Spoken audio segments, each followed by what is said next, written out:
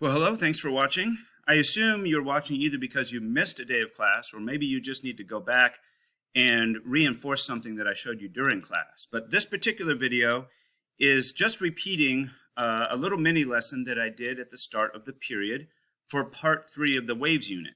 In part 3, I'm going to focus on 5 different interesting behaviors of waves. And I'm going to focus on what they are, what it looks like, why it's important, and something else is, would we ever see the same kind of behavior from particles? So when I say particles, I usually suggest students imagine tennis balls. So could tennis balls do what these waves do? So the first of the 5, and probably the longest, this video will probably be the longest of all of them, is known as wave interference, okay? So there is a page in your notes where you can describe what I'm going to show you here, but also it's very visual. So I've got a lot of simulations.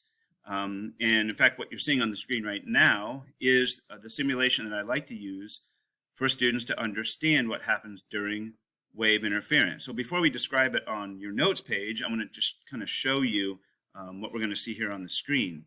So what we have here is a wave pulse that when I click run, we've got this is just a little crest, and this is another crest. And we can imagine that on either end of this this is probably like a rope, somebody has made a very short wave pulse. So it's not a series of crests and troughs like a continuous wave would be, but just a single wave pulse that is moving.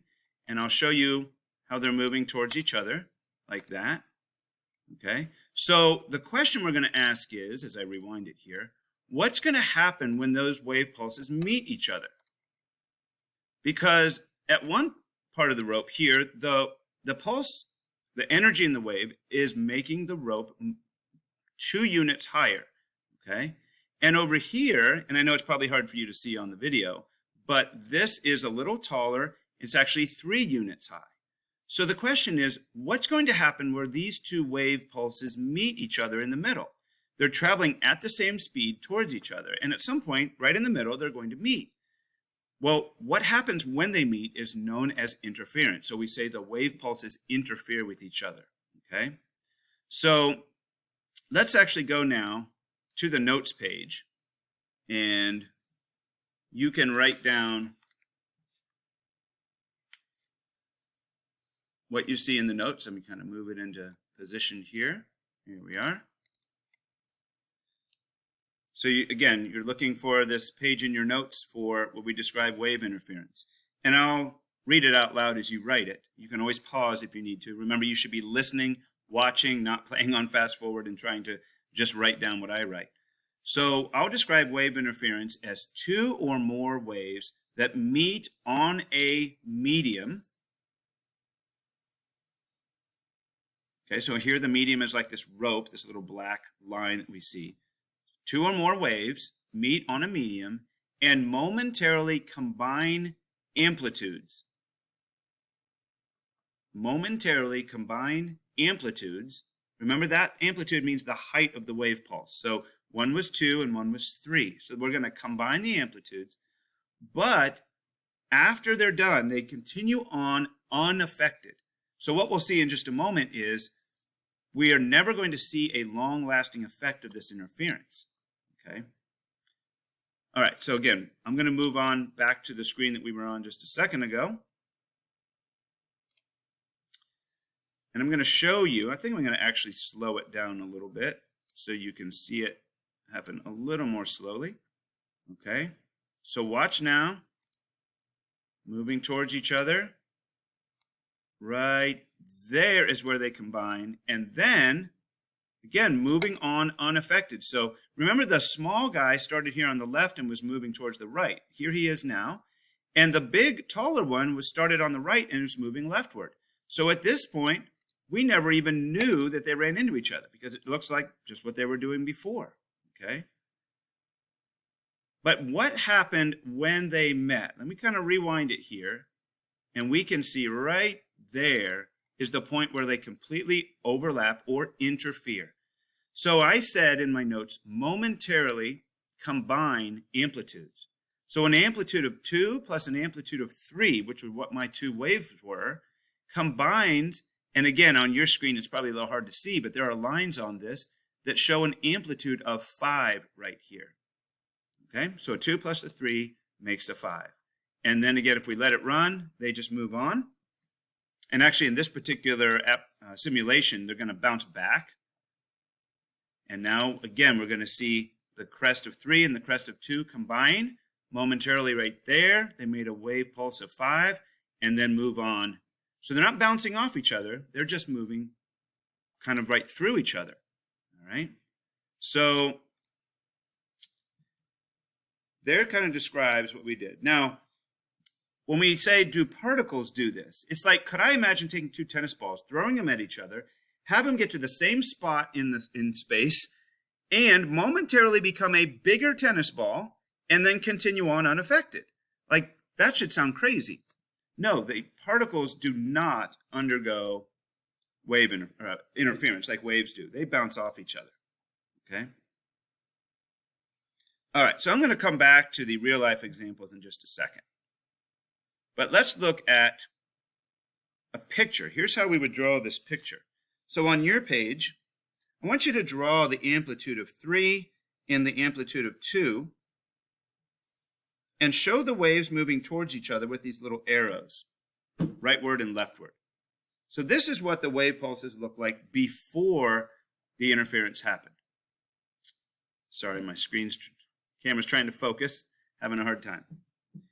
And here's what it looks like at the moment they interfere, okay? So the 2 and the 3 have combined to make an amplitude of 5, all right? Now, we call this constructive interference. And this is when we have two crests or two troughs overlapping. In my example, we use two crests. But the same thing would happen if we had two troughs. Let me show you that here real quick. So all I have to do is flip this around. Here we go. And here's two troughs.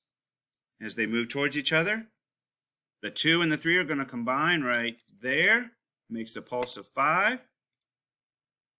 And then they move on their merry way. Okay?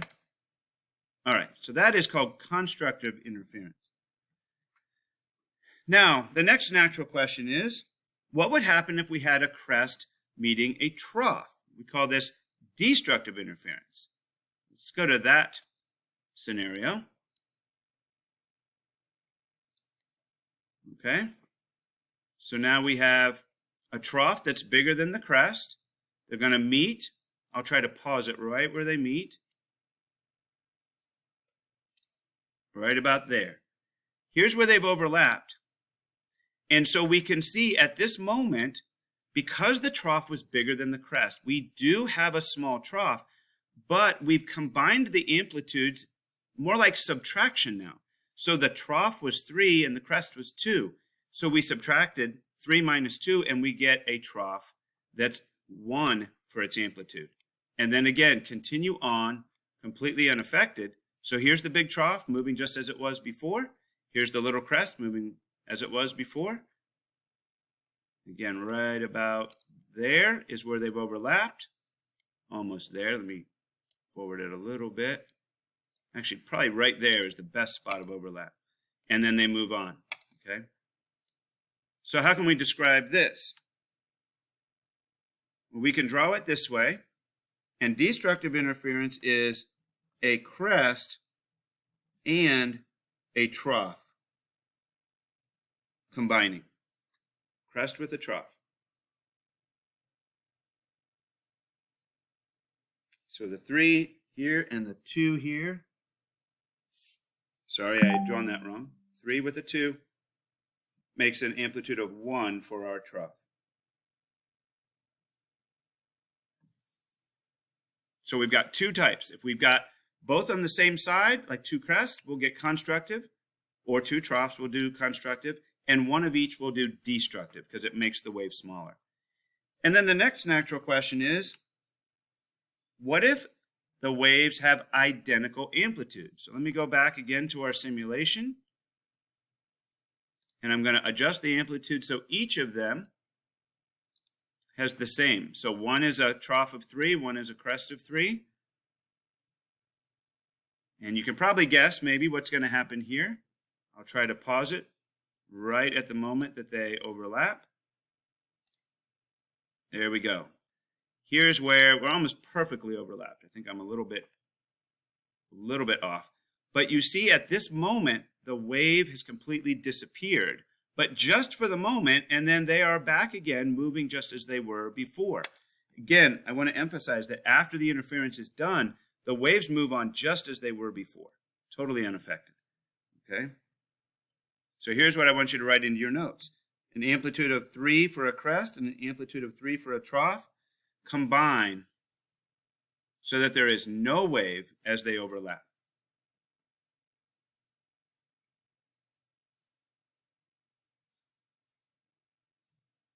Okay, so let's kind of zoom out here and adjust my camera. See if we can see all 3 of these examples. There we go. So the constructive, and then I'd say maybe we'll call the middle one a partially destructive because it's not completely getting rid of the wave. And then down here at the bottom, we will call this complete destructive interference. In fact, let's write that. Complete destructive interference.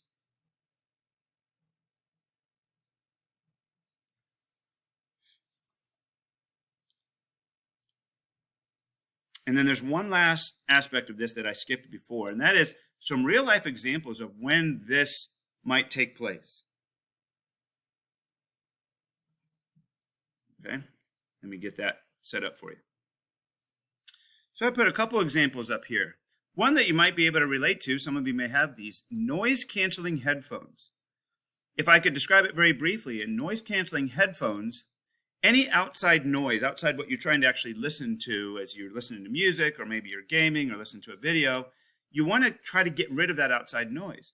So what the headphones do is they take in that noise, which is a sound wave, and the computer inside the headphones makes an identical wave of the same size, shape, same pattern, but it flips it. So every crest is a trough and every trough is a crest. Now in reality, sound waves do not have crests and troughs. They're actually longitudinal waves.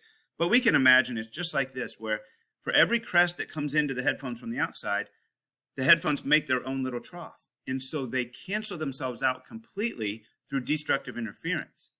Okay?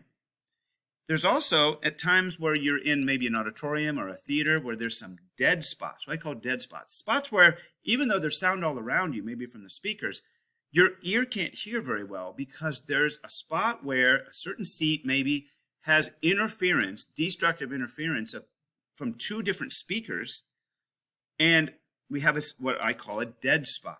Okay, right next to you, the seat next to you might hear great on either side, but your spot might be the one little dead spot. Okay, so that can happen too. I'll show you that in the next video, how we can get some dead spots from a couple of different speakers. All right.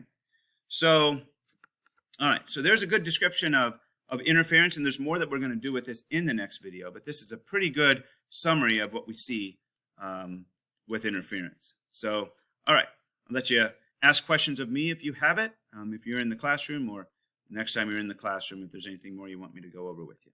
Thanks for watching.